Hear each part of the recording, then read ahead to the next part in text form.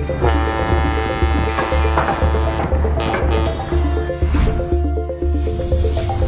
Panama Canal is the most important waterway on Earth. It turns this journey into this, and it brings the United States closer to both Europe and Asia. The marvel that is the Panama Canal is both narrow and short, and yet every year, about 14,600 ships pass through its locks. Here is how. Canals have existed in some capacity for nearly all of human history. As traveling by boat is one of the most ancient modes of transport, it's no wonder that ancient engineers figured out a way to connect two bodies of water together, creating new, more efficient shipping routes. However, the construction of the Suez Canal in 1869 set a new precedent for what was possible, a pathway connecting two seas together. With the Mediterranean Sea and Red Sea now connected, governments throughout the West set their sights on connecting two even bigger bodies of water together, the Atlantic and Pacific Oceans. During the California gold rush of the mid-19th century, Panama was often used as a shortcut for shipping goods from New York to California. Ships would dock either on the Pacific or Atlantic side and transport their goods across what is now Panama. Eventually, a railroad was built to make the shortcut more efficient. The French had different plans, though. In 1881, work began on building a sea-level canal similar to Egypt's Suez Canal. However, a combination of poor planning and inefficient design led to France failing to make any meaningful headway into constructing a canal.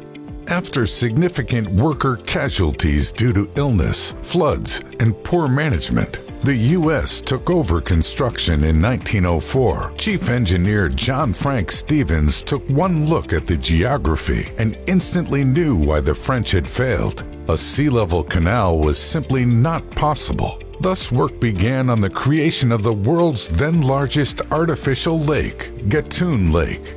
By damming the nearby Chagres River, engineers created the artificial lake to function as a water reservoir system, 85 feet above sea level. This would work in conjunction with a series of canal locks to raise and lower ships as needed as they passed through the canal. Further expansion projects would then ensue as the ship traffic passing through the canal steadily increased throughout the years. So how does the Panama Canal work? As a cargo boat nears the canal's approach channels from the sea, several tugboats come to greet it. The tugboats attach a tow line to the cargo ship and move them into alignment with the canal lock's narrow entrance. Once a cargo ship is firmly within a lock, a tugboat remains behind to keep it in place.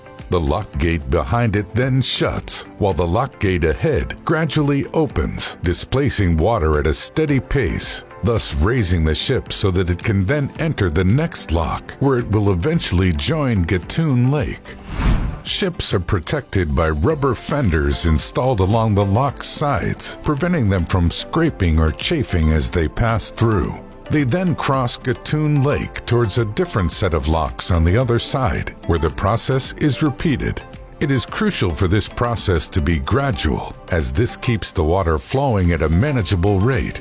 The average amount of time it takes for a ship to pass through the Panama Canal is about 11 hours, with most of that time spent waiting for other ships to pass. As the canal's locks functioned as gates for ships to pass through, building additional locks was the first order of business when the Panama Canal was expanded during the late 2000s. As of 2021, the Panama Canal features 4 separate sets of canal locks for ships to pass through: the Gatun and Agua Clara locks, facing the Atlantic, and the Cacholi and Miraflores locks facing the Pacific.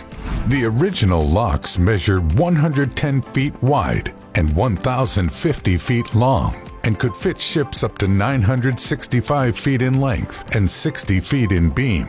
Ships built with specifications that would fit through the canal were dubbed Panamax-class ships. They could fit up to 5,000 standard shipping containers on board. While this may seem like a huge amount of cargo, this figure is dwarfed by the additional capacity granted by the canal's newer, bigger locks. With the construction of new locks, new Panamax or Neo-Panamax class ships could accommodate up to 13,000 containers. While the Panama Canal has yet to face a blockage similar to the Suez Canal's mishap earlier this year, maintenance has been an ongoing issue. The estimated annual cost to maintain it has been quoted to be as high as $350 million. Engineers are constantly fighting natural phenomena such as erosion and landslides just to keep the canal intact. Over its century of service, the Panama Canal has ferried an innumerable amount of cargo between its narrow straits. Chances are, many of the things you own have found themselves on a ship passing through the Panama Canal at one point.